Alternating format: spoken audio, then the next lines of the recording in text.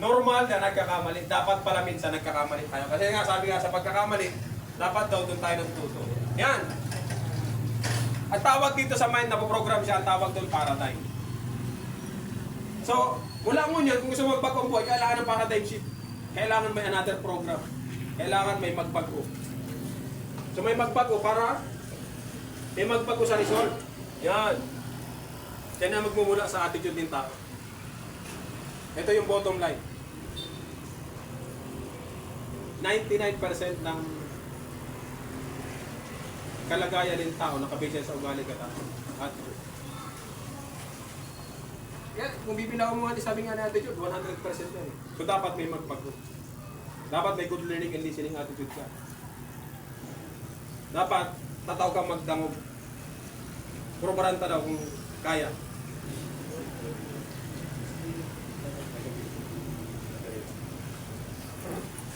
So yan. At dapat lang willing kita. Kasi kung tayo willing na kaya, may miss mo yung pagkakataon. Uraw na. Kaya kita? Ano na 2 minutes na lang. So attitude, ang ugali ka ang tao.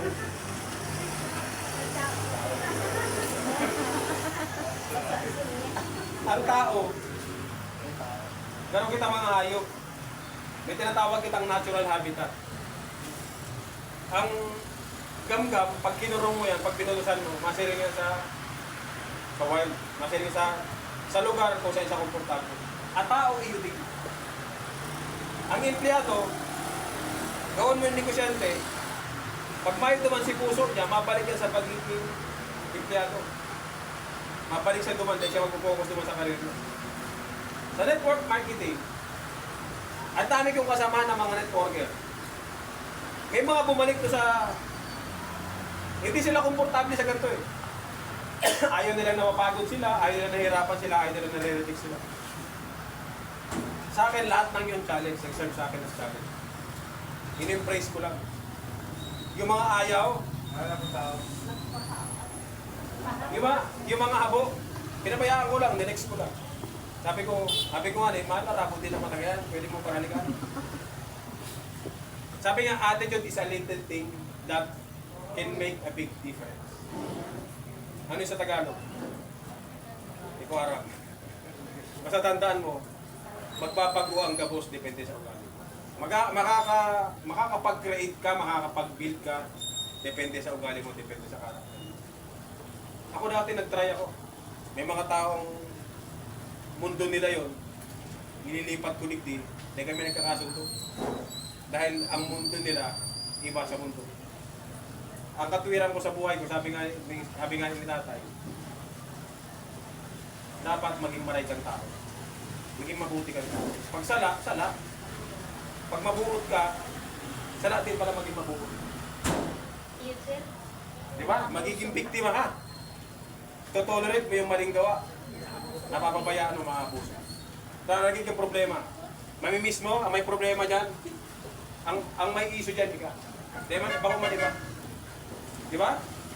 May mga barkada ako dati, kinukorek ko, hindi nagtatampos ako. Di madamos ako, hindi nawawala. Yun pala yun. Ang bisyo, ang habit ng tao, it takes time to para magbago, kaya kinakailangan ng paradigm shift. Kaya kinakailangan magbago. So may papaguhin ka lahat. Kung gusto mo magbago buhay mo ngayon, papaguhin mo yung buong routine ng buhay mo. Umaga pa lang, magtrabaho ka na kasi para yan sa'yo, hindi para sa iba. Ako dati, nung time na nag-network ako, sabi ko, hindi man ako mayaman. Hindi ka talaga mayaman. Yun pala, kinakailangan lang ganito. Tatanggalin mo itong yung mga negative thoughts niya. Yung fear and doubt, tanggalin mo. Kinakailangan lang maniwala ka sa sarili mo. 100% dapat naniniwala ka. Kung gagawin mo sa MGI, 100% maniwala ka sa product. The moment na naniwala ka sa product, hindi ka mahirapan magbenta. Naniniwala ka sa product eh. The moment na naniwala ka, mabilis kang gagaling. The moment na naniwala ka sa sarili mo na yaman ka, pwede kang yumaman. Pwede kang kumita ng malaki. Ayan. Kailangan, ito dapat nararamdaman mo. Conscious ka dapat, ito yung iisipin mo, maniniwala ka, at the same time, magkakreate ka ng burning desire. Ito yung wala sa tao, kung bakit Kung bakit naghirap yung tao, kung bakit nahihirapan mag-succeed yung tao, dahil kulang sila sa burning desire. Kulang sila sa pagnanasa, sa kagustuhan na magbago yung buhay. Eto, dinaanan ko to. Naranasan ko to dati kasi dumating sa punto na wala kaming kuryente, wala kaming bahay. Lahat ng yung dinaan. Gamos ito, inagihan ko. Kaya lang nagdasal ako nga rin na, Lord, sabi ko, another chance. Di ko alam na si MGI na pala bibigay sa akin. Si MGI, kung gusto mong kumita na malaki dito, ang ibibigay sa inyo, nung gagawin mong desisyon, time sa financial freedom. Ako pwede na ako matulog maghapon. Ang organization ko nasa 60,000. Pwede na ako magpahinga. Kaya lang di ako pwede magpahinga kasi andyan sila mapagpay, silang dalawa. Andyan yung grupo sa Legazpi, lumalaki. Gusto ko kasabay kayo dito. Gusto ko sa mas ibaan. Time sa financial freedom, ang hirap po dito. Magkakaroon ka nito kung sobra mong yaman, kung may minana kang yaman, kung negosyante ka. Kaya lang kung wala kang minanang yaman at wala kang negosyo, ang hirap abutin ko. Marami nagkaroon ng time freedom na empleyado pero wala silang financial freedom. Wala silang financial freedom. Naubos yung oras sa employment at then, wala lahat. So sa ganitong klase ng negosyo, pwede mangyari yan. Pwede mangyari, kinakailangan lang, decision ka lang. Sabi nga ni MGI dati, your future begins today, not tomorrow. Napakaganda. Yung future mo, i-design mo na ngayon. Mga bata, swerte ang mga bata. Swerte ng mga bata. Ano gagawin mo? Mula sa'yo magkaroon ka ng gratitude attitude. Ano yung gratitude attitude? Pag mata mo pa lang, magpasalamat ka na nabuhay ka.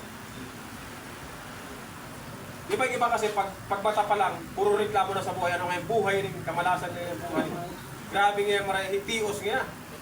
Di ba? May araw yan. Kaya natios lalo. Kaya nahidapan lalo ang buhay. Pero pag mata mo, pagpasalamat mo na, nag-aangos ka. Dahil iguanin dahil nagkamarata. Tama? Ano ngayon? Ano naman yung pagkakan? Pag siling sa lamesa, magpasalamat ka, may lamesa ka. Di ba? Kasi yung iba, may ding haraw, may ding lamesa. Ang iba, pag mata, kadakul ka yung labahan, na naman yung labahan yun eh. Kaati-ati kaya ka haraw. Pasalamat ka, may harong ka. Di ba? Pasalamat ka, may harong ka. Pasalamat ka, may nilalabahan ka. Di ba, mag-reklamo, may ako pag-usapato sa buhay mag-eskwela. Si iba, mayo na rin pitis, kaya mayo na chance ng mga pagsapato. Di ba? So yung mga bagay na yan, dapat, tato kita mag-apprehend, even yung single centavo, dapat, tinitreasure mo siya. Dapat pinapahalagaan mo siya, tinatawag mo siya ng magandang bagay. Then at the same time yan, dapat pinibigyan mo ako. Happiness. Then, burning desire. Imagine mo lang kung arga na buhay mo. Imagine mo lang kung may Mustang ka, nakakapag-travel ka. Ito, paano si iba, nagkakagturo ako na, nakakapag-travel na ako, pero exciting mag-travel. Kagaling ko lang sa Thailand, grabe iba po sa Thailand. Sa Thailand, legal yung marijuana.